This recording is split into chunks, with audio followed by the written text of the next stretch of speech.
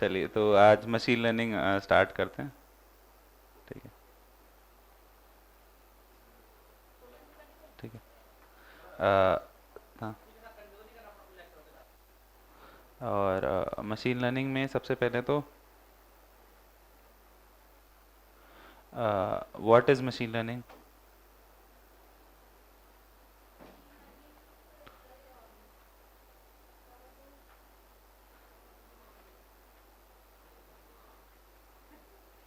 आशिता, बैठ जाए। What is machine learning?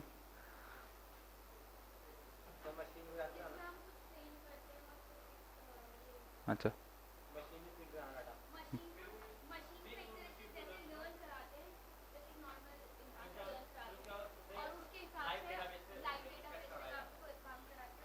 ठीक है। और कोई? चलिए, machine learning is the ability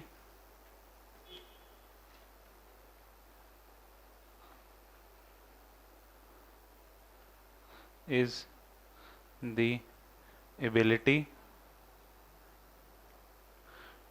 to program a machine to make decisions without explicitly training it for each condition.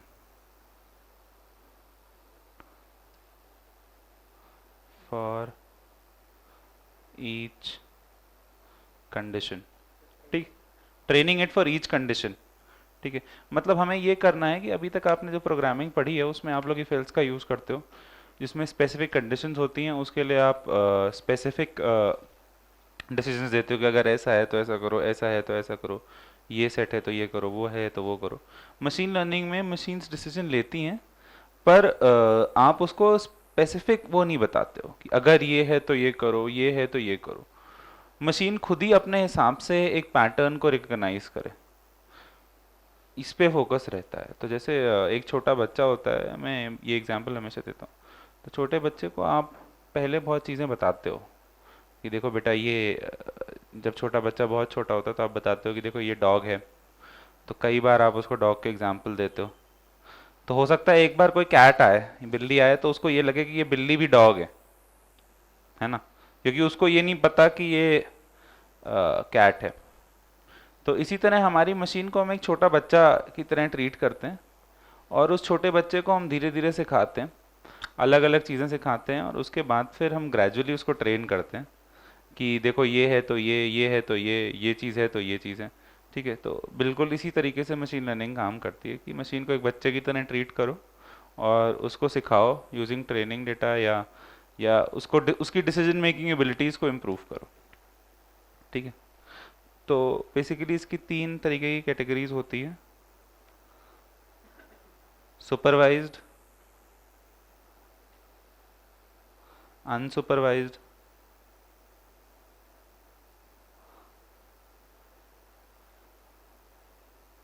और रीइंफोर्समेंट। ठीक है। ये तीन इसकी कैटेगरीज होती हैं। ठीक है। जिसमें मशीन लर्निंग आप तोड़ सकते हो। तो सबसे पहले होता है सुपरवाइज लर्निंग। सुपरवाइज लर्निंग फिर दो हिस्सों में टूटता है। एक होता है क्लासिफिकेशन और दूसरा होता है रिग्रेशन। ठीक है। चलिए, तो क्लासिफिकेशन सुपरवाइज में बेसिकली होता है कि आप मशीन को सुपरवाइज करते हो, मतलब उसके इसके दो फेजेस होते हैं। पहला फेज होता है ट्रेनिंग और दूसरा होता है टेस्टिंग। तो आप मशीन को एक सेट ऑफ डेटा देते हो और उस डेटा को देने के बाद उसको उस डेटा पे ट्रेन कराते हो, और ट्रेन कराने के बाद उससे एक क्विज खेलते हो और ये पूछते हो कि भैया ये बताओ कि तुम्हें चीज़ें आती हैं कि नहीं आती हैं। फिर चेक करते हो कि मेरी मशीन को कितनी चीज़ें आती हैं। ठीक है। तो ये एक जनरल प्रोसीजर है सुपरवाइज लर्निंग का। तो इसमें क्या है कि क्लासिफिकेशन और रिग्रेशन तो क्लासिफिकेशन बेसिकली क्या होता है कि कोई चीज़ है या नहीं है।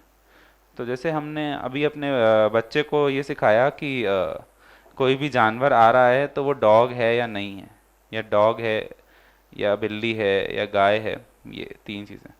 तो कैसे हम सिखाएंगे अगर हमारा छोटा बच्चा है उसको, अगर आप किसी भी मशीन को एक छोटा बच्चा समझेंगे तो मशीन लर्निंग समझना क्लासिफिकेशन समझना बहुत आसान होगा। तो बेसिकली आप क्या करते हैं कि पहले आप अपने बच्चे के साथ खड़े हैं गोद में लेके, ठीक है, और सामने से गाय निकलती है। तो गाय अपना जा रही है, गाय ने घास घास खाई थोड़ी बहुत।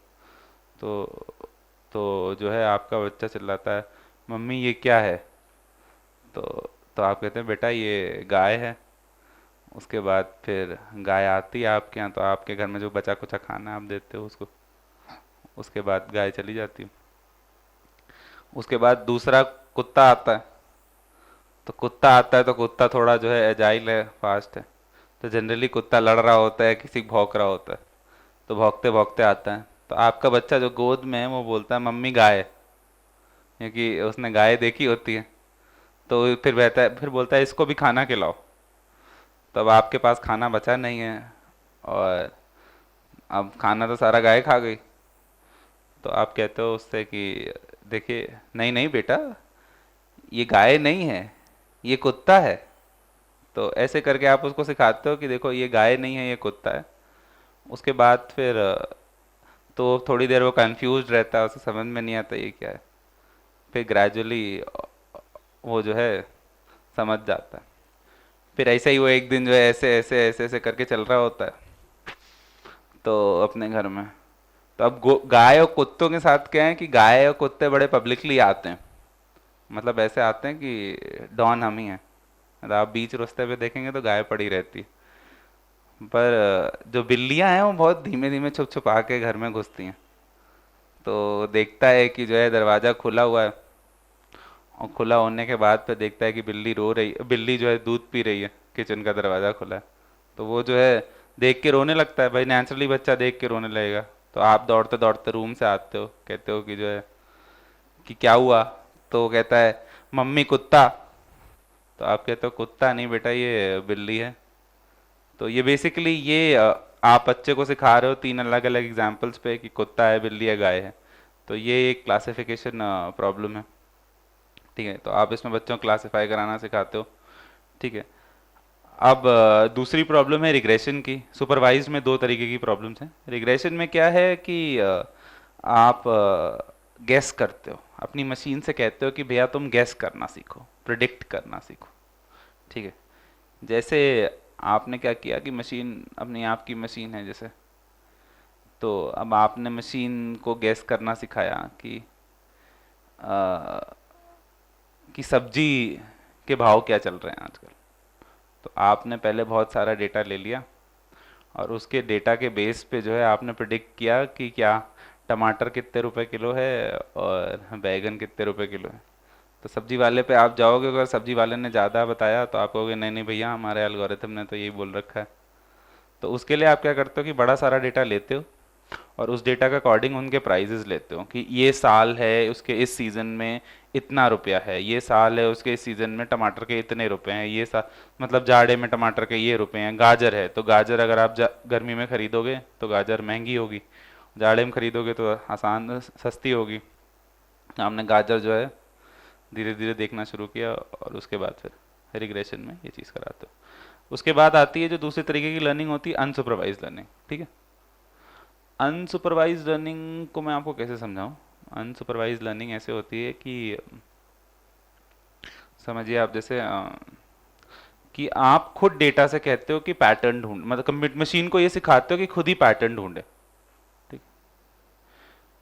जैसे उस दिन गेट पार्टी में रिया बोल रही थी कि ज़्यादातर लोगों ने ब्लैक शर्ट पहन रखी है, आज गेट पार्टी है तो ये एक अनसुपरवाइज लर्निंग का एग्जाम्पल है कि रिया ने खुद ही एक पैटर्न ढूंढा और लोगों को क्लासिफाई करना शुरू किया कि एक तरफ ब्लैक वाले हैं जिन्होंने ब्लैक शर्ट पहन रखी है, दूसरी तरफ हैं जिन्होंने ब्लैक शर्ट नहीं पहन रखी है।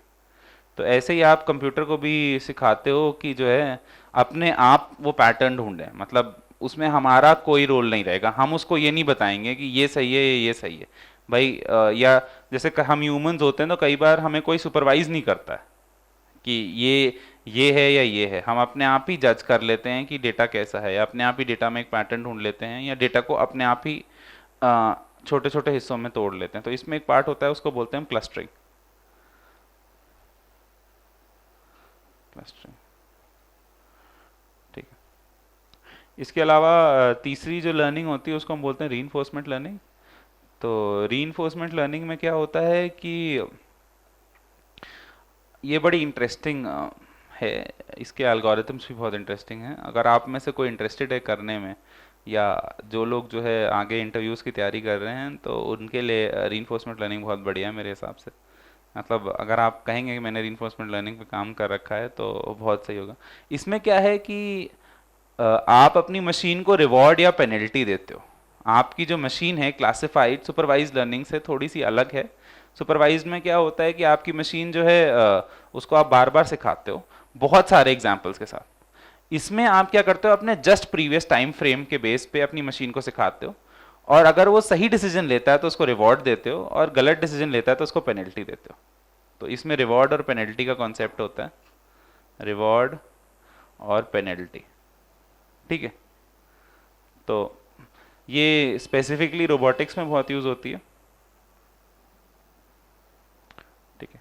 जैसे कि एक प्रॉब्लम है पाथ नेविगेशन। सपोज हमारा रोबोट है, उसको यहाँ पे आग है, आग, ठीक है, यहाँ पानी है, पानी, ठीक है, हमारा रोबोट आर यहाँ है, ठीक है, उसको एक्स तक जाना है, ठीक है। अब आपको क्या करना है कि आपको प्लान करना है कि एक्स तक वो कैसे जाए। तो बेसिकली आप रोबोट से कहते हो कि तुम एक कदम चलो, अगर वो तुम्हारा कदम आग और पानी के पास हुआ तो तुम्हें पेनल्टी दूंगा मैं, और अगर एक्स जो मेरी डिस्टेंस है उसके पास हुआ तो मैं तुम्हें रिवॉर्ड दूंगा। तो ऐसे करते करते करते करते करते करते ग्रेजुअली रोबोट हमारा समझ जाता है कि उसको कहाँ जाना है, और सही रिवॉर्ड फंक्शन जनरेट होता है और वो यहाँ पहुँच जाता है, ठीक। तो ये एक चीज़ है, ये तीन तरीके की पार्ट्स होते हैं मशीन लर्निंग में, सुपरवाइज, अनसुपरवाइज और रीइंफोर्समेंट। तो आइए सबसे पहले हम सुपरवाइज्ड एल्गोरिथम्स की तरफ बढ़ते हैं। इसमें हम जो सबसे पहला एल्गोरिथम करेंगे वो है बहुत ही बेसिक एल्गोरिथम है, जिसका नाम है के नियरेस्ट नेबर्स। तो मैं, ठीक, नहीं मैंने बीच में रोक दी थी, ठीक है, हाँ। क्या? अरे अभी जब तुमसे पूछा ना, ठीक है, चलो। तो सबसे पहले हम बात करते हैं क्लासिफिकेशन प्रॉब्लम्स की, ठीक है, क्लासिफिकेशन, ठीक है। क्लासिफिकेशन क्या होता है ये मैंने आपको समझा दिया है कि कोई भी चीज़ एक्स है या वाई है। तो आपके पास अगर कोई भी प्रॉब्लम आती है, सपोज कंप्यूटर विजन में आई, या और एनएलपी में आई, तो आप ग्रेजुअली उसको इसी फॉर्म में लेके आने की कोशिश करते हो। फिर सेट ऑफ टेक्निक्स होती हैं जिनसे आप उसको तोड़ते हो। तो फॉर एग्जांपल है, मेरे पास जो हम प्रॉब्लम कर रहे हैं Indian cultural event recognition, Indian cultural event recognition, event recognition, ठीक है, ये प्रॉब्लम है मेरे पास, ठीक है। अब ये आप बता सकते हो ये कौन से टाइप की प्रॉब्लम है, हाँ, और कैसे, ठीक है। क्लासिफिकेशन प्रॉब्लम है, कैसे, हमारे पास, हमें अपने मशीन को, हमने हमें ये बताना है कि कौन सा कल्चरल इवेंट है, मतलब हमें ये सिखाना है कि कौन सा कल्चरल इवेंट है। तो हमने 100 इवेंट्स का डेटा सेट लिया, ठीक है, उसको ट्रेनिंग और टेस्टिंग दो में तोड़ा, ट्रेनिंग और टेस्टिंग, ठीक। ट्रेनिंग वाले पे हमने कुछ एल्गोरिथम लगाई, कुछ कुछ गड़गड़, ट्रेनिंग डेटा में हमने कुछ किया, कुछ इसको एक ब्लैक बॉक्स में डाल दिया, कुछ एक्स काम किया, और फिर उसको उसके आगे क्लासिफायर लगाया, क्लासिफायर, ठीक है, क्लासिफायर ट्रेन कराया, ठीक है। उसके बाद हमने टेस्टिंग डेटा लिया, टेस्टिंग डेटा के आगे भी हमने एक्स काम किया और इसको भी क्लासिफिकेशन से क्लासिफाई करा दिया, ठीक है, जो मॉडल है उसके मदद से, ठीक है। ये हमारा मॉडल बन गया वाई।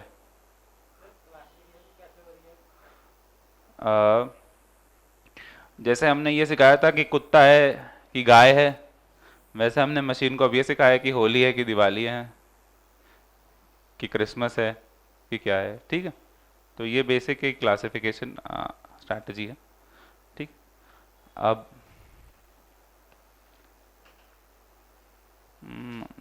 चलिए, तो हम बात कर रहे थे के नियरेस्ट नेबर्स की। सबसे सिंपल एल्गोरिथम होता है ये, सिंपलेस्ट मशीन लर्निंग एल्गो,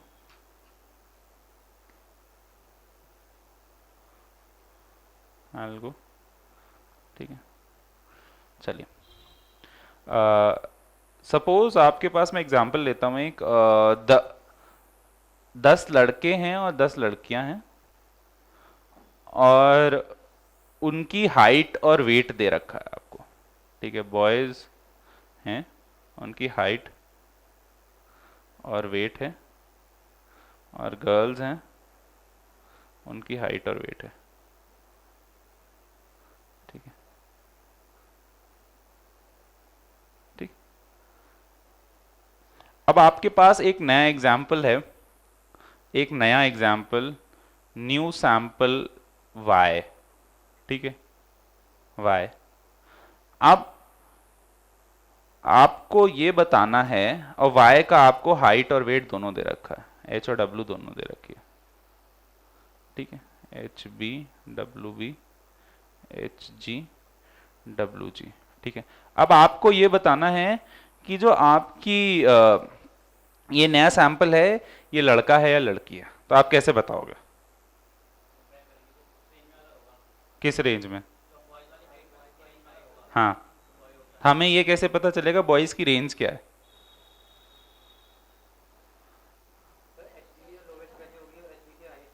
अच्छा,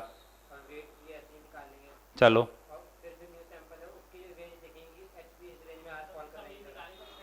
एक मिनट, हाँ जरा माइक ऑन कर देते हैं तो उससे जरा तुम लोग की आवाज़ें भी क्लियर।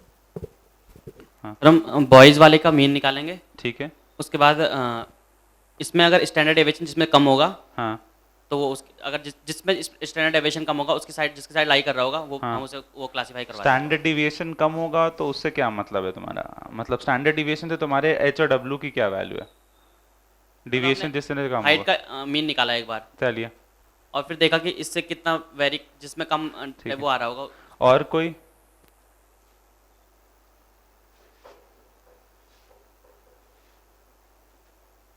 चलिए, दीक्षांत जो बोल रहा है सही है एकदम, बट एक्सप्रेस नहीं कर पा रहा है, ठीक है। सपोज हमारे पास, भावनाओं को समझो। हाँ, डेटा है, भावनाएं समझ ली हैं मैंने, अब उसको सही रूप में लेके आ रहे हैं, ठीक है, ठीक है। अब ये हमारे पास ऐसे डेटा है, ठीक है, ये हमारी हाइट है, ये हमारा वेट है, ठीक है। तो और ये हमारा नया सैंपल है, ठीक है। ये गर्ल्स का है,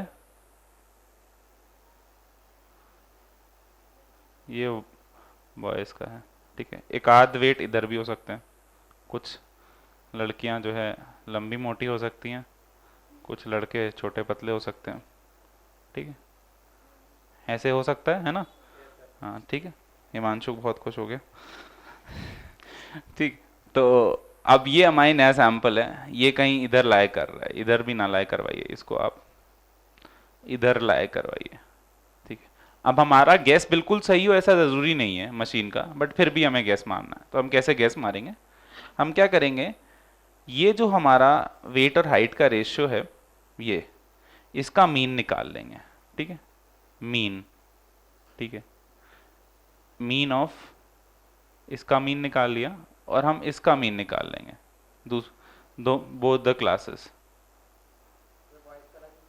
हाँ, बोथ द क्लासेस, ठीक है, ठीक है। और अच्छा, ये वेट का अलग आएगा और उसका वेट, उसका मीन अलग आएगा। तो सपोज आया आपका एम जी और M H M G H M G W, और यहाँ आया एम बी एच और एम बी डब्लू। ठीक है, ये दोनों चीज़ें आ गई। अब क्या है, इसका हमारे पास वो है, इसकी वैल्यू कितनी है, Y W Y H Y W. अब बड़ा सिंपल है, सीधी सा जो है ये कहीं यहाँ लाई कर रहा होगा, ये इधर कहीं लाई कर रहा होगा, दोनों मीन्स। ठीक है, अब आपको कुछ नहीं करना है, इसका इससे डिस्टेंस चेक कर लो और इसका इससे डिस्टेंस चेक कर लो। ठीक है, नहीं नहीं, कोई थ्रेशोल्ड हमने नहीं ले रखा है, हमने बस ये चेक कर लिया कि ये इसके मीन के पास है या इसके मीन के पास है।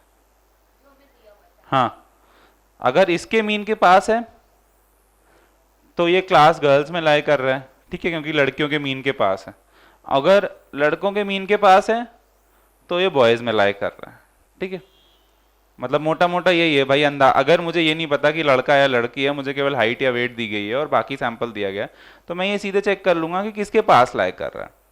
ठीक है, किसके मीन के पास लाई कर रहा है। इसी का एक ऑल्टरनेटिव स्ट्रैटेजी ये है कि आप के नेबर्स ले लो,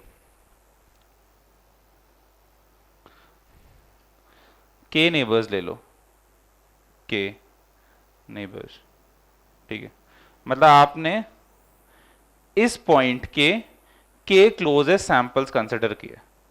के क्लोजेस्ट सैंपल्स कौन कौन से हैं, 1 2, के की वैल्यू सपोज मैंने 5 रखी, ठीक है, 2 3 4, ठीक है, और ये हुआ, ये होगा या ये होगा 5।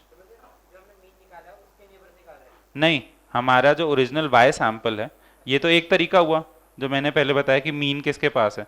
दूसरा तरीका ये हुआ कि जो आपका ओरिजिनल सैंपल है, इसके 5 सबसे करीबी सैंपल्स देखो कौन कौन से और हैं। ठीक है, अब उस 5 में ये देखो कौन डोमिनेट कर रहा है, बॉयज या गर्ल्स। ठीक है, हमने क्या किया कि इसके 5 करीबी सैंपल्स देखे और उसमें चेक किया कि कौन डोमिनेट कर रहा है, बॉयज या गर्ल्स। तो अगर बॉयज डोमिनेट कर रहे हैं तो ये बॉयज की क्लास में है, और गर्ल्स डोमिनेट कर रहे हैं तो गर्ल्स की क्लास में। तो एस ऑफ बी कितने हुए, बॉयज के सैंपल्स कितने हमारे आए, 2, और एस ऑफ जी कितना आया हमारा, 3। तो गर्ल्स के सैंपल्स हमारे आए 3। तो इसमें S of G is greater than S of B, therefore y is equal to G. ठीक है, क्या, हाँ, बट हमें एक अंदाज़ा लगाना है। मतलब जब हमारे पास कोई सैंपल है नहीं तो हम देखिए, कोई भी मशीन लर्निंग हमेशा मशीन लर्निंग एल्गोरिथम पूरी तरह सही नहीं होता। ठीक है, बट हम क्या करते हैं, हम एक एक रैंडम गैस मारने की बजाय एक मैथमेटिकल इंट्यूशन के साथ गैस मारते हैं। ठीक है, कि ये चीज़ें हैं, अगर इस नेबरहुड में लाई कर रहा है तो पास है, इस नेबरहुड में लाई कर रहा है तो दूर है। ठीक है, तो ये के नियरेस्ट नेबर एल्गोरिथम होता है। ठीक है, अच्छा, एक मेरा क्वेश्चन है कि अगर मैं के की वैल्यू ऑड ले लूं तो कुछ के की वैल्यू इवन ले लूं तो कुछ प्रॉब्लम हो सकती है क्या। ठीक है, हाँ, गुड। हाँ, तो के की वैल्यू अगर इवन ले ली मैंने तो ये प्रॉब्लम हो सकती है कि मान लो 3 सैंपल्स बॉयज़ के मिले और 3 सैंपल्स गर्ल्स के मिले, तो वो चीज़ जो है उसको क्लासीफाई करना बहुत मुश्किल हो सकता है। तो ये एक सॉलिड प्रॉब्लम है जब आप के को इवन लेते हो। तो हमेशा आप ये चेक करते हो कि आप ऐसा कोई नंबर ना लो जो आपके टोटल नंबर ऑफ क्लासेस का मल्टीपल हो। मतलब अगर आपकी क्लास 3 है तो आपने 9 नहीं लेना है। ठीक है, अगर आपकी क्लास 4 है तो 12 नहीं लेना है। ठीक है, 8 नहीं लेना है। ठीक है, के की वैल्यू, तो वो चीज़ है। तो ये आपका के नियरेस्ट नेबर एल्गोरिथम है। अच्छा, ठीक है, किसी को कोई डाउट इसमें, नितेश समझ में आ गया, खंडेलवाल, ठीक है, सजल नहीं आया, अच्छा, हिमांशु, आशिता, ठीक है, रजत, ठीक है, हाँ, तृप्ति, ठीक है।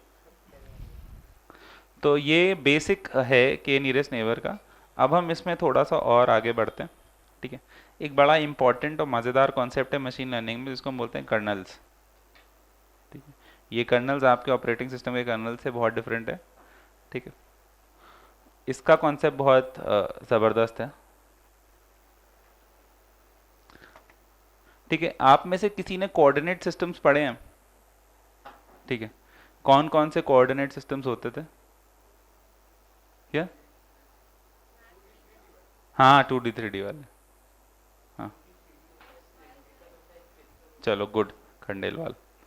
तो कोऑर्डिनेट सिस्टम्स में हमारे पास एक होता था कार्टेशियन, कार्टेशियन। ठीक है, एक होता था स्फेरिकल, स्फेरिकल। एक होता था सिलेंड्रिकल। ठीक है,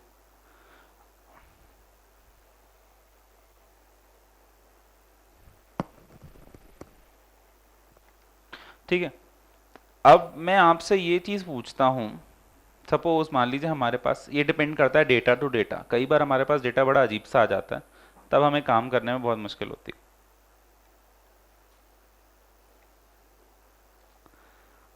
ठीक, तो मान लीजिए हमारे पास ऐसा डेटा है।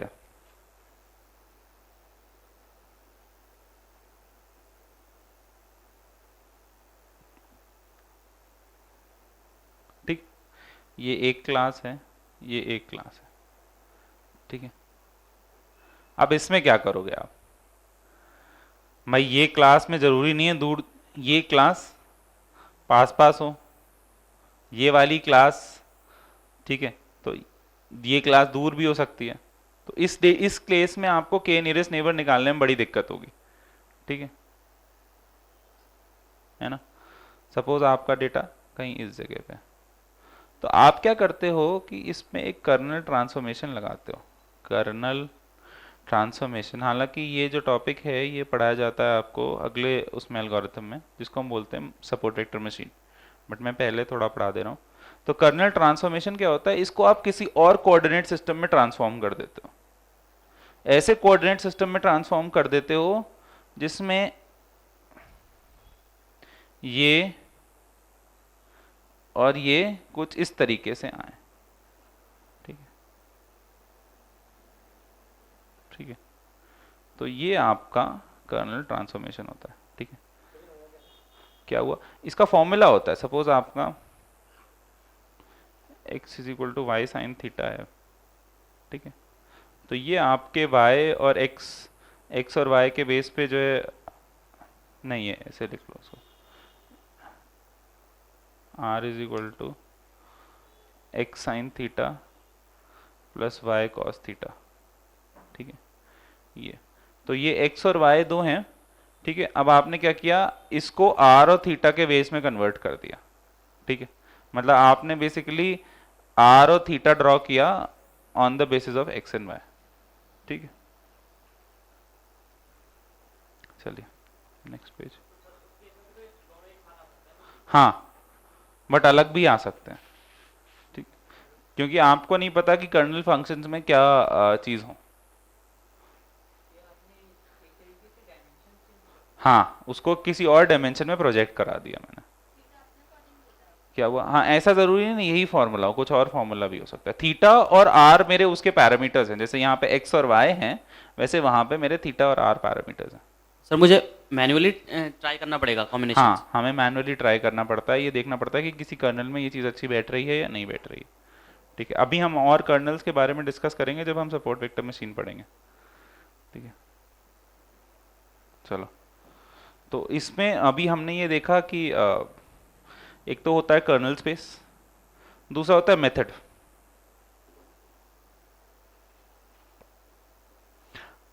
तो कई बार हमें देखिए इसमें ऐसा है कि ये भी चूज करना पड़ता है कि कौन सा मेथड हमारे लिए बेस्ट होगा। जैसे वो मीन वाला मेथड बेस्ट है, या हमने के नियरेस्ट नेबर के उस पे ले रखे हैं, ये चीज़ बेस्ट है। ठीक है, इसी तरह ये भी इंपॉर्टेंट है कि डिस्टेंस कौन सा हमारे लिए मैटर करता है।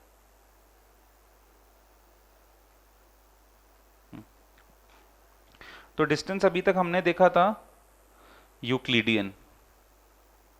यूक्लिडियन होता है x माइनस एक्स वन का square plus Y minus Y one का square plus z minus z one का स्क्वायर एंड सो ऑन। ठीक है, ये आपका यूक्लिडियन डिस्टेंस होता है। ठीक है, इसके अलावा अगला डिस्टेंस होता है मैनहट्टन, मैनहट्टन डिस्टेंस। ठीक है, मैनहट्टन डिस्टेंस में आपका कुछ नहीं है, सपोज ये पॉइंट है, ये पॉइंट है, तो आप एक्स कोऑर्डिनेट बढ़े, सॉरी बोला, फिर वाई कोऑर्डिनेट बढ़े, और उसके बाद आपने x minus x one plus Y minus Y one ले लिया। ठीक है,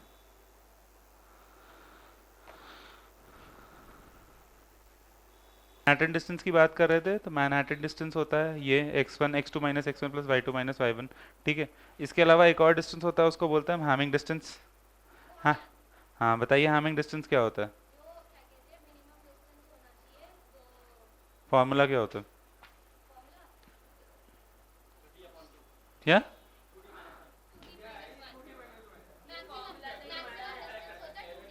अच्छा हाँ, ठीक है, हैमिंग डिस्टेंस कहाँ पे यूज किया जाता है?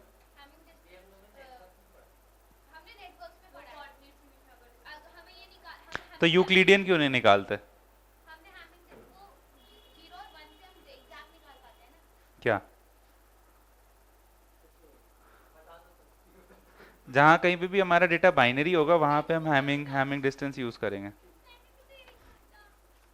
ठीक है, तो ये हैमिंग डिस्टेंस होता है। इसके अलावा एक बहुत इंपॉर्टेंट डिस्टेंस होता है जो मेरा बहुत ही फेवरेट है पर्सनल, उसको हम बोलते हैं कोरिलेशनल डिस्टेंस, कोरिलेशनल डिस्टेंस।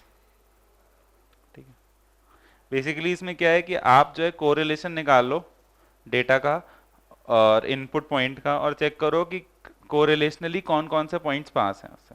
मतलब कोरिलेशन हमेशा -1 to 1 के बीच में आएगा, तो किन सेट ऑफ पॉइंट से इसका कोरिलेशन 1 है, ये चीज़ आप चेक कर लीजिए कि कौन कौन से, सपोज हमारे पास पॉइंट x है और कौन कौन से ऐसे पॉइंट्स हैं जिससे इसका कोरिलेशन हाई मैक्सिमम है, और वो पॉइंट्स की क्लास निकाल लो। हाँ, कोरिलेशन बेसिकली क्या होता है? The degree of similarity between two data points,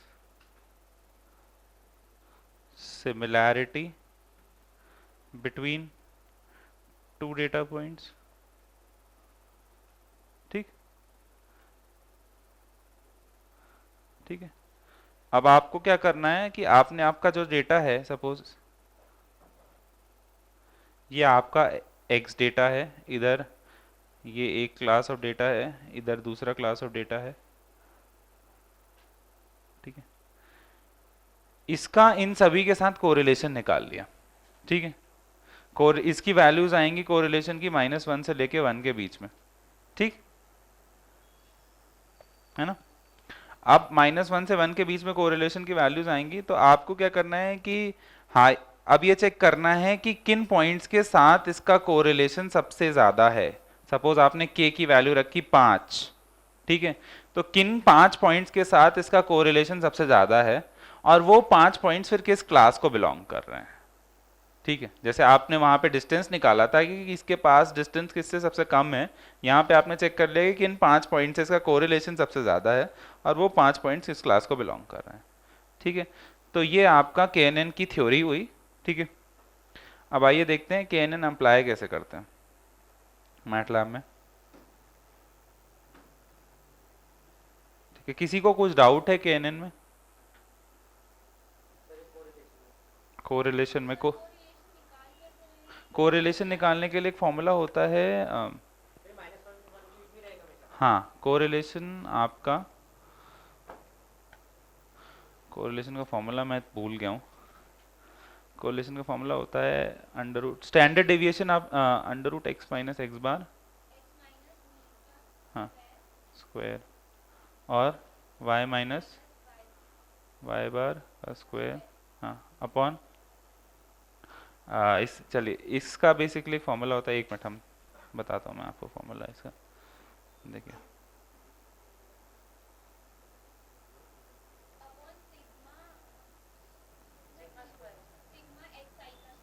कोई बात नहीं, गेस अभी ना करें, मैं बता देता हूँ। ठीक है,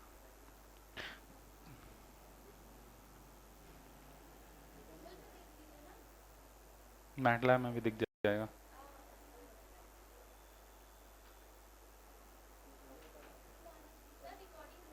हाँ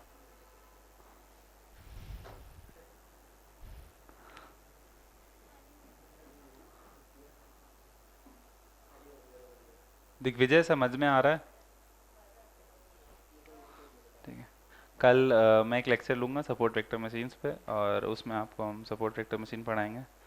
बहुत ही इंटरेस्टिंग एल्गोरिथम है, उसकी मैथ्स बहुत अच्छी है, बट हम ज़्यादा मैथमेटिकल डिटेल्स में नहीं जाएंगे। ठीक है।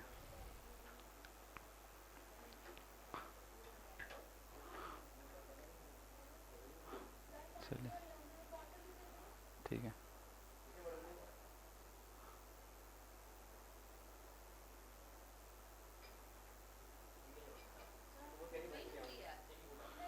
लग रही है। ठीक है। देखिए मैटलैब में आपका सी ओ आर सी ओ ई एफ होता है, इससे आपका कोरिलेशन कोएफिशिएंट निकलता है।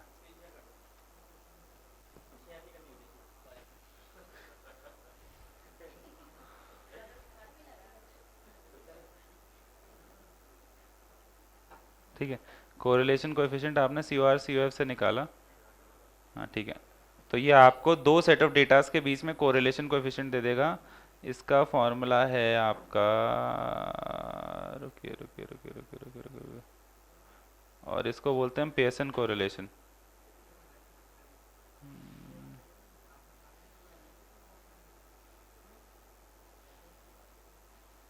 ये रहा, ये कोरिलेशन आपको याद नहीं करना है इसको, बस इसको जान लेना है। ठीक है।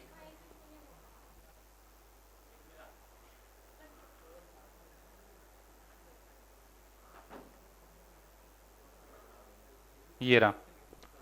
ठीक है।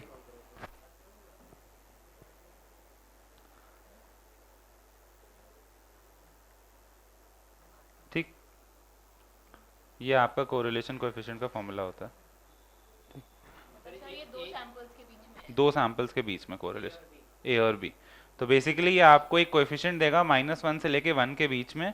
अगर -1 और 1 है तो डेटा एकदम एक दूसरे से सिमिलर नहीं है, मतलब जस्ट ऑपोजिट हैं एक दूसरे के। अगर 1 अगर 0 है तो दोनों पेयर ऑफ डेटा के बीच में कोई रिलेशन नहीं है, मतलब उनके कोई भी रिलेशनशिप नहीं है। और अगर 1 है तो दोनों डेटा एकदम सिमिलर हैं एक दूसरे से, मतलब उनके बीच में सिमिलैरिटी बहुत ज़्यादा है। तो दो तरीके के अगर आपके पास डेटा है और आपको उसका कोरिलेशन निकालना है तो आप इस तरीके से निकालते हो। तो बेसिकली आपने दो डेटास के बीच में हर एक पॉइंट के बीच में इनपुट पॉइंट से कोरिलेशन निकाल दिया, और फिर जो टॉप 5 पॉइंट्स हैं या टॉप के पॉइंट्स हैं उनको चुन लिया और देख लिया कि कौन से पॉइंट्स ऐसे हैं, कौन सी क्लास को बिलोंग कर रहे हैं वो, और उस पर केएनएन लगा दिया। ये पॉइंट अभी भी किसी को नहीं समझ में आया तो मैं दोबारा से बताऊं। 1 मतलब हाईली कोरिलेटेड, और 0 मतलब नो कोरिलेशन, और -1 मतलब नेगेटिवली कोरिलेटेड। आउटपुट आएगा ये हमारे पहले हमने क्या किया कि सारे कोरिलेशन कोएफिशिएंट्स निकाल लिए जो हमारा इनपुट पॉइंट है और जितने डेटा पॉइंट्स हैं सबके बीच में। सपोज नहीं, मीन नहीं निकालेंगे, सब या नेगेटिवली कोरिलेटेड मतलब उल्टा, जो उनके बीच में इनवर्स रिलेशनशिप जो है डिस्प्ले। अगर ए बढ़ रहा है तो बी घट रहा है। हाँ, क्या नहीं, ए और बी का कोरिलेशन कोएफिशिएंट तब -1 होगा।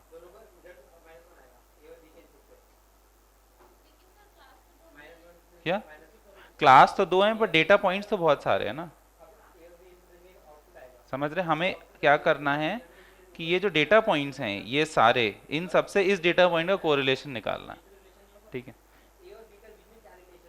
हाँ, तो ये बताएगा बेसिकली अगर पॉजिटिव कोरिलेशन है और 1 के पास है तो अगर ए बढ़ेगा तो बी भी बढ़ेगा उन पॉइंट्स के लिए, और अगर नेगेटिव कोरिलेशन है तो एक बढ़ेगा तो बी घटेगा, इनवर्स रिलेशनशिप होती है।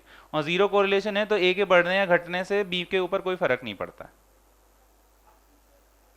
तो ये चीज़ है।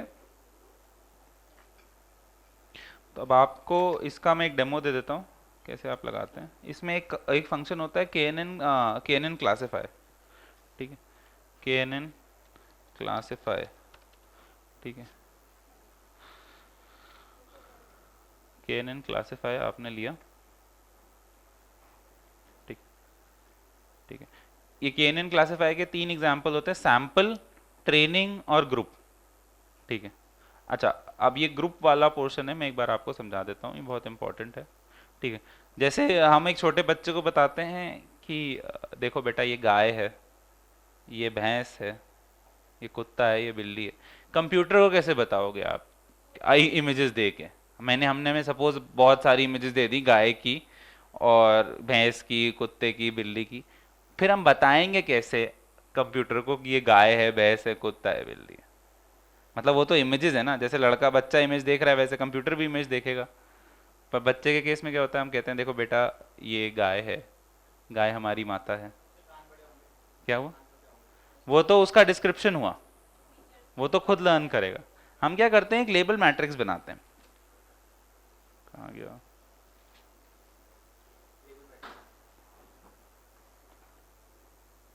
ठीक है, हम क्या करते हैं, एक लेबल मैट्रिक्स बनाते हैं, ठीक है। तो एक पर्टिकुलर क्लास को हम एक लेबल असाइन करते हैं। सपोज हमारे पास काओ की क्लास है, तो जितनी भी काओ की इमेजेस हैं उनके करस्पॉन्डिंग हमने लेबल रख दिया 1। हमने एक मैट्रिक्स बनाई, उसमें उस सारे लेबल को 1 कर दिया, ठीक है। डॉग के लिए हमने जो लेबल रखा वो 2, ठीक है, 2, ठीक है। कैट के लिए हमने लेबल रखा 3, ठीक है। अभी आपके पास एक एग्जाम्पल है इंडियन साइन लैंग्वेज का, उसमें 26 कैरेक्टर्स हैं, तो ए के लिए या फिर आपने रख दिया यहाँ पे सी कैरेक्टर। जितनी भी काओ की इमेजेस उनको आप सी से डिनोट करोगे, डॉग की इमेजेस को डी से डिनोट करोगे, और कैट की इमेजेस को ए से डिनोट कर दोगे, ठीक है। अब आप क्या करोगे, अपनी एल्गोरिथम को ट्रेन करोगे, बेसिकली वो ये निकालेगा कि उसका काम क्या है, ये लेबल प्रिडिक्ट करना, ये है, ये है, ये है, या ये है, ये है, ये है, इन तीनों में से कुछ भी है तो वो उसको प्रिडिक्ट कर देगा। उसको प्रिडिक्ट करने के बाद वो उसका आउटपुट दे देगा KNN लगा के, ठीक है।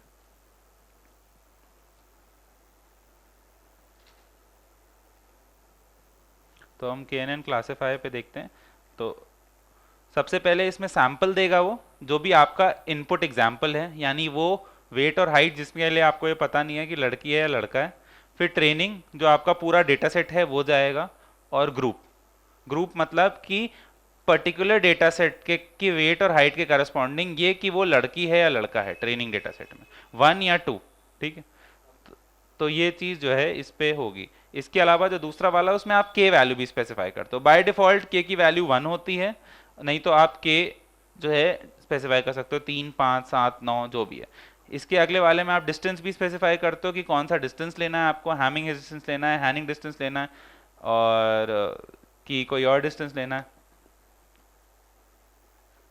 जो लोग नोट्स नहीं बना रहे हैं, मुझे लगता नहीं क्लास में बैठने का कोई फायदा है, क्योंकि मतलब ये कोई जागरण जैसा नहीं चल रहा है। क्या वो रूल होता है इसमें कि आपको किस तरह से लेना है, नियरेस्ट लेना है, कि कई बार आप रैंडमली उठा लेते हो एग्जांपल्स, कई बार आप वोटिंग कराते हो, कंसेंसस जिसको बोलते हैं, कि कंसेंसस से आप जो है कि ये है या ये है, ठीक है। मेजॉरिटी, हाँ, कि मेजॉरिटी ले लिया आपने, ठीक है। रूल होता है कि कई बार आपने रैंडम उठा लिया, कि रैंडम 5 एग्जाम्पल्स उठाए सपोज आपने, और उसमें बता दिया। कई बार आपने नियरेस्ट 5 उठाए, मतलब ऐसा जरूरी थोड़ी ना है कि मैं नियरेस्ट ही उठाऊं, मैं रैंडमली 5 एग्जाम्पल भी तो उठा सकता हूँ। नहीं, के मैंने 5 रखा, और उसके बाद नियरेस्ट ना उठाने की बजाय मैंने रैंडमली कोई भी 5 डेटा पॉइंट्स उठा लिए और उसके बेस से बताया कि ये है या ये है, ठीक है। कि कई बार रैंडम वो गैसेस ज़्यादा बेटर होते हैं। मान लो हमारे पास डेटा कुछ इस तरीके से है,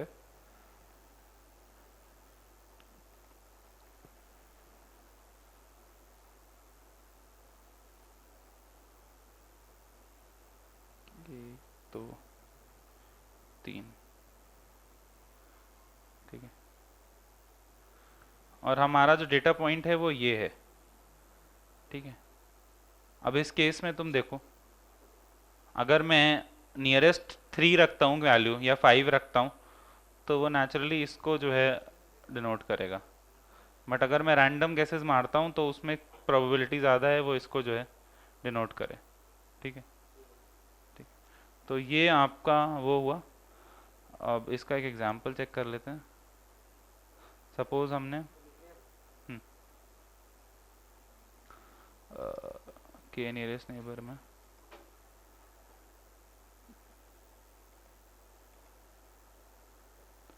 एक्स्ट्रा मैटलैब, चलिए ठीक है।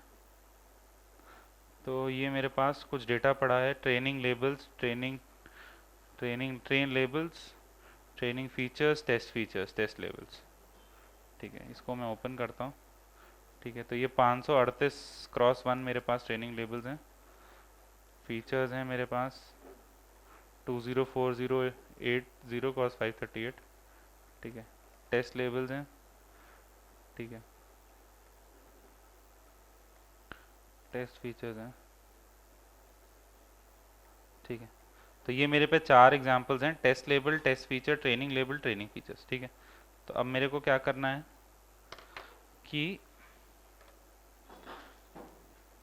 out is equal to knn classify.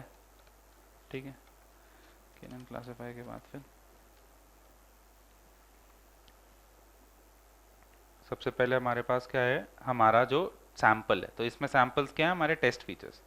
Test features हमने दिए, टेस्ट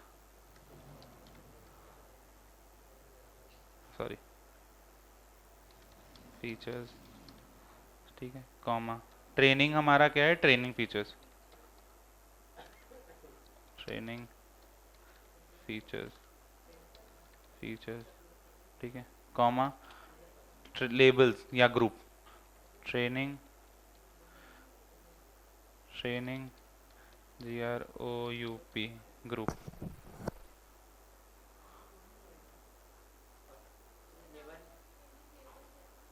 नहीं, ट्रेनिंग लेबल्स तो वो है हमारा। हाँ सॉरी, ट्रेनिंग लेबल्स है, एक मिनट। हाँ,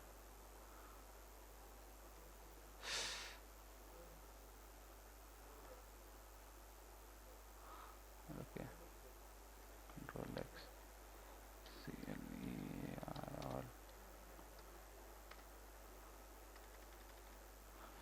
इसको क्लोज करो। ठीक है,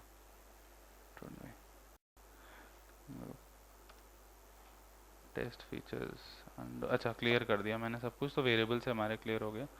ये रखा training labels, training features, test labels, test features, फिर वहीं आ गए क्या, CLC। ठीक है, अब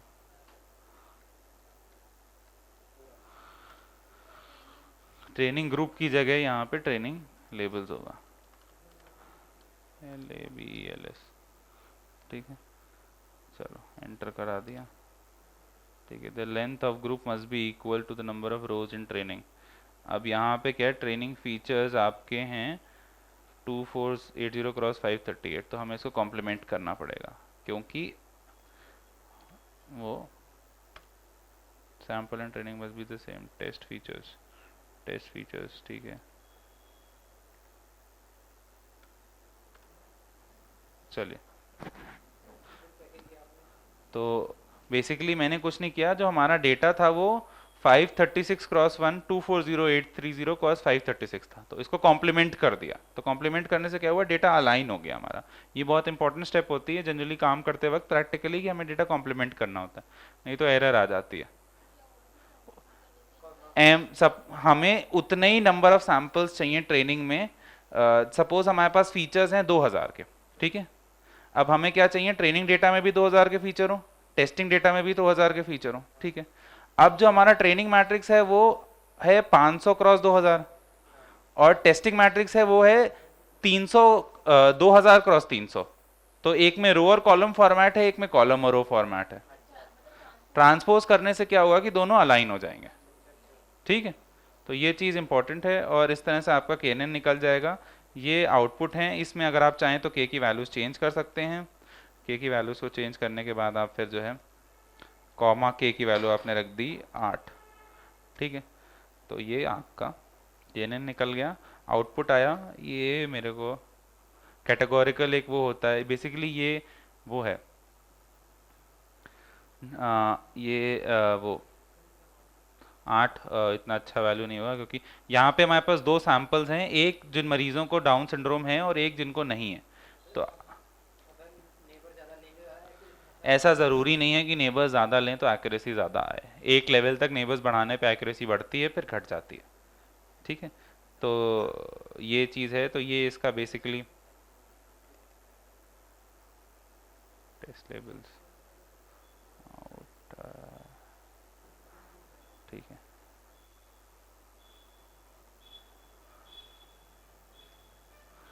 तो ये इसकी आउटपुट है।